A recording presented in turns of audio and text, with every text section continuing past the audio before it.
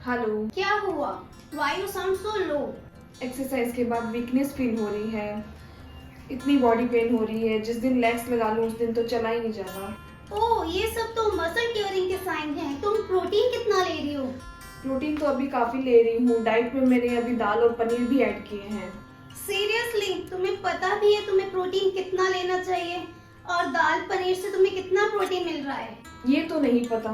तो फिर अगर तुम डेली 1 आवर से ज्यादा एक्सरसाइज करती हो, वेट लिफ्टिंग, कार्डियो, रनिंग सब करती हो, तो तुम्हें तुम्हारे वेट का 1.2 से 1.7 ग्राम प्रोटीन लेना चाहिए। दैट इज अगर तुम्हारा वेट 60 केजी है तो तुम्हें 72 ग्राम से लेकर 102 ग्राम तक प्रोटीन कंज्यूम करना चाहिए। सीरियसली? ये तो मैंने सोचा ही नहीं। इसका मतलब मुझे दाल और पनीर और खाना होगा। रियली? अगर पनीर की बात करें तो 100 ग्राम पनीर में 18 ग्राम प्रोटीन और 20 ग्राम फैट होता है। तो अगर तुम्हें वेट लॉस करना है तो it is not a good option. Oh really? मैंने तो सिर्फ प्रोटीन पे फोकस किया था। एंड व्हाट अबाउट दाल? और अगर दाल की बात करें तो 100 ग्राम दाल में 10 ग्राम प्रोटीन और नियर 20 ग्राम कार्ब होता है। तो अगर तुम्हें तुम्हारी प्रोटीन की रिक्वायरमेंट पूरी करनी है तो तुम्हें डेली कम से कम 700 ग्राम दाल कंज्यूम करनी है। तुम प्रोटीन सप्लीमेंट क्यों नहीं लेती? बॉडी खराब तो नहीं है क्या? सीरियसली? प्रोटीन सप्लीमेंट लेने से हमारी बॉडी खराब नहीं होती। इनफैक्ट हमारी बॉडी की रिक्वायरमेंट इजीली फुलफिल होती है। नहीं नहीं, मुझे नहीं लेना सप्लीमेंट वगैरह। न जाने उसमें क्या क्या डालते होंगे। प्रोटीन सप्लीमेंट में सबसे पॉपुलर है वे प्रोटीन पाउडर। वो इजीली डाइजेस्ट हो जाता है और चीज प्रोडक्शन का एक बाय प्रोडक्ट है। इसका क्या मतलब है? जब तुम पनीर घर पे निकालती हो उसके बाद जो पानी बचता है उसे वे कहते हैं। ओके, वे प्रोटीन इतना पॉपुलर क्यों है?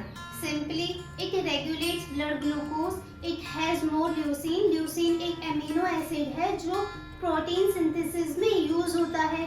It digest faster.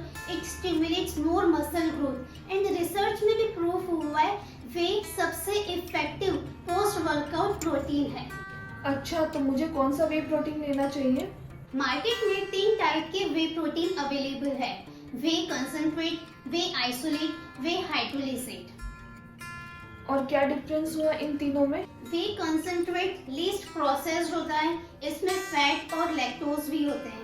इसमें इसके वेट का 35% टू 80% प्रोटीन होता है। वो इसकी क्वालिटी पे डिपेंड करता है। वे आइसोलेट प्रोसेस्ड फॉर्म है। इसमें फैट और लैक्टोज रिमूव किए जाते हैं। इसमें इसके वेट का 90% प्रोटीन होता है, इसलिए ये एक्सपेंसिव भी है। वे हाइड्रोलिसेट प्री डाइजेस्टेड फॉर्म है, इजीली एब्जॉर्ब हो जाता है। इसमें दूध में जितने भी एलर्जेनिक सब्सटेंस है वो रिमूव किए जाते हैं, इसीलिए ये तीनों में सबसे एक्सपेंसिव है। और मुझे कौन सा तीनों में से बाय करना चाहिए? ये टोटली तुम पे डिपेंड करता है तुम्हारी रिक्वायरमेंट और बजट क्या है। Mostly companies high amount concentrate लेकर उसमें स्मॉल अमाउंट वे आइसोलेट और वे हाइड्रोलिसेट मिक्स कर देती है। सो बाय करने से पहले check ingredient list, serving size और amount of protein per serving. मुझे कैसे पता चलेगा कि ये प्रोडक्ट सही है या नहीं? हमेशा इंग्रेडिएंट लिस्ट में इंग्रेडिएंट्स डिसेंडिंग ऑर्डर में होते हैं, मीन्स ज्यादा से कम। अगर किसी भी पैकेट पे प्रोटीन पाउडर से पहले मेल्टोडेक्स्ट्रिन लिखा है तो उसे बाय मत करना। उसमें प्रोटीन से ज्यादा मेल्टोडेक्स्ट्रिन, क्रिएटिन या कोई और फिलर ऐड हो सकता है। अगर किसी भी पैकेट में 14 ग्राम सर्विंग साइज है और उसमें प्रोटीन 22 ग्राम है तो 18 ग्राम वो सब स्टफ है जो हमें नहीं चाहिए। हाई क्वालिटी प्रोटीन में स्कूप साइज और प्रोटीन पर सर्विंग में डिफरेंस कम होगा।